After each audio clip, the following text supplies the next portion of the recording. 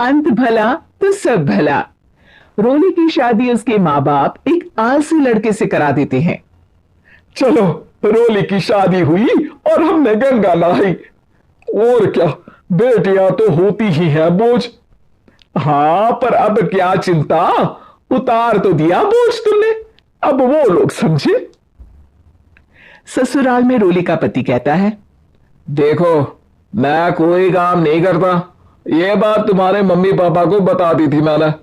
अब जो किराया आता है दुकान का, उसी से घर का गुजारा करना है। कभी भूल से भी कोशिश ना करना किसी चीज की डिमांड की। क्या मम्मी पापा को पता था कि आप कोई काम नहीं करते?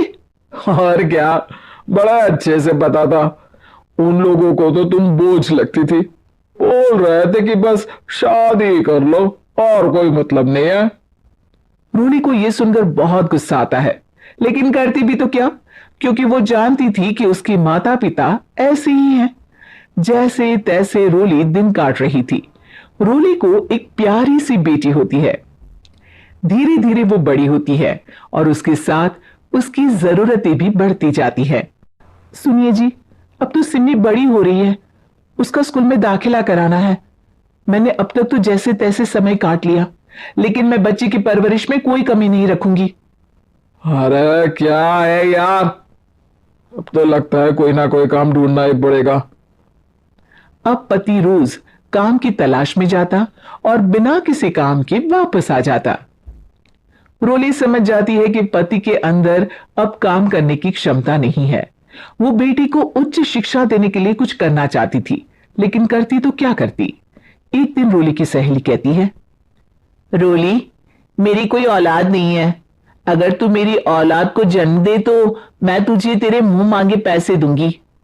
अरे, तेरी औलाद को मैं कैसे जन्म दे सकती हूं? सरोगेसी से। बच्चा मेरा और वैभव का ही होगा, लेकिन कोख तेरी होगी।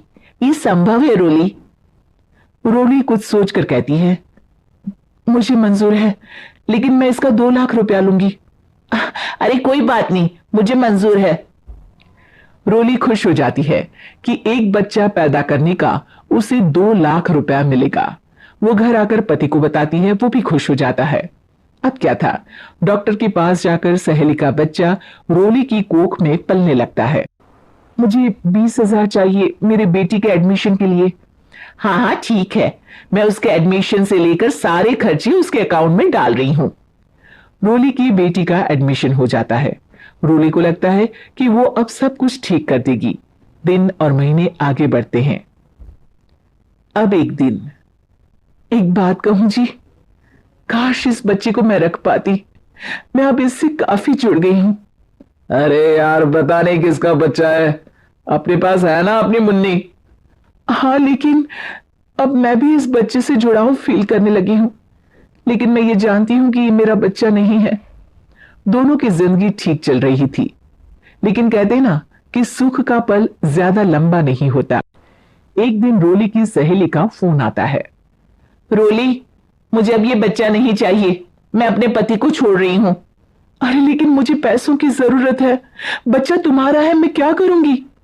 सहेली बिना कुछ बोले फोन काट देती है, फोन स्विच ऑफ कर देती है। लेकिन रोली के जीवन का तूफान यही नहीं रुकता। रोली, मैं इतना भार नहीं उठा सकता। आज पढ़ाई का पैसा मांग रही हो, कल को शादी, कॉलेज और पता नहीं क्या क्या। मैं तुम्हें छोड़ रहा हूं, अपनी बच्ची उठाओ और निकलो इस घर से। अरे पर मैं कर तो रही हूं ना बच्चे के लिए काम, आप आराम से रहिए ना। क्या काम कर रही हो, देख रहा हूं मैं। ये छोटा शहर है, यहां लोगों को बात बनाते वक्त नहीं लगता। तो मैं क्या करूं? ज्यादा पढ़ी लिखी नहीं हूं, कैसे घर के खर्चे चलाऊं? और आप तो काम करना ही नहीं चाहते। हाँ, ना चाहता हूं और ना ही करूंगा। रोली को पति की बात पर काफी गुस्सा आ जाता है। ठीक है, अगर मेरे जीवन में संघर्ष ही लिखा है तो वही सही। इस वक्त पति होने के नाते आपको मेरा साथ देना चाहिए था, लेकिन नहीं, आपने तो इस हाल में मुझे घर से बाहर निकालने की बात कह डाली। देखो, ये सारी फालतू की बातों के लिए वक्त नहीं है मेरे पास। रोली, जिसकी कोख में किसी और का बच्चा था और साथ छोटी सी बेटी, पति का घर छोड़कर रास्ते पर आ जाती है। रोली के पास मायके के सिवा दूसरा कोई रास्ता नहीं होता। अरे रोली कैसी है? कितने दिनों के लिए आई है? हमेशा के लिए माँ। वो माँ को सारी बात बता देती है। ओए लड़की, इतनी हिम्मत का काम कर लिया। अरे ना ना, यहां कोई जगह नहीं है। तुम तो अपना बोरिया बिस्तर उठाओ और निकलो यहां से। रोली के पास अब मायके का रास्ता भी नहीं बचता। वो चुपचाप बच्ची को लेकर जा रही थी कि उसे दर्द होता है और वो डॉक्टर के पास चली जाती है और फिर वहां वो एक प्यारे से बेटे को जन्म देती है। कितना प्यारा है, कितने अभागे हैं इसके माँ बाप जो इसके पैदा होने पर भी नहीं है। तभी वहां डॉक्टर आ जाती है। रोली, बच्चे के पिता तुमसे मिलना चाहते हैं।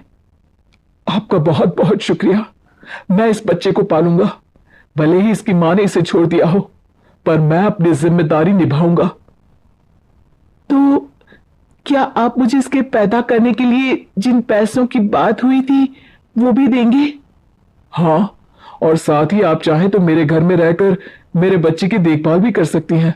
मैं उसके लिए आपको सैलरी दे दिया करूंगा। रोली को लगता है कि जैसे भगवान ने उसके लिए सुकून का रास्ता खोल दिया। वो अब मुकेश के साथ उसके घर चली जाती है, जहां रहकर वो उस बच्चे की देखरेख करती है। अब मुकेश के घर को रोली अच्छे से संभाल लेती है। उसके लिए खाना बनाने से लेकर बच्चों की देखभाल और घर की देखरेख। धीरे धीरे मुकेश को रोली से प्यार हो जाता है। रोली, तुम्हारी बेटी और मेरा बेटा बिल्कुल भाई बहन की तरह साथ रहते हैं। हाँ, आखिर है तो एक ही कोख के बच्चे, अटैचमेंट तो होगा ही ना। रोली, तुमने घर और मुझे दोनों को संभाल लिया। ये तो मेरा काम है। आपने भी तो मुझे छत दी जिससे मैं अपनी बेटी की पढ़ाई और भविष्य के लिए पैसे जोड़ सकूं। रोली, क्या तुम मुझसे शादी करोगी? अब मैं जानता हूं तुम्हारी भी शादी कुछ खास अच्छी नहीं रही। रोली को मुकेश की बात ठीक लगती है। वो उसे हाँ बोलने की सोच ही रही होती है कि उसके पहले पति का फोन आ जाता है। रोली, मैं बहुत परेशान हूं। मेरा एक्सीडेंट हो गया है। मैं चाहता हूं तुम वापस आ जाओ। रोली को पुराने पति की चिंता होने लगती है। वो सोचती है कि वो क्या कर रही थी। हाँ ठीक है, मैं आ रही हूं। हाँ रोली, आ जाओ, लेकिन बच्ची को कहीं हॉस्टल में छोड़कर आना, क्योंकि मैं नहीं चाहता कि हम लोगों के बीच फिर से वो सारी बातें हो। रोली को समझ आ जाता है कि पति आज भी सुधरा नहीं है। वो पति के पास जाने से इनकार कर मुकेश को हाँ कर देती है।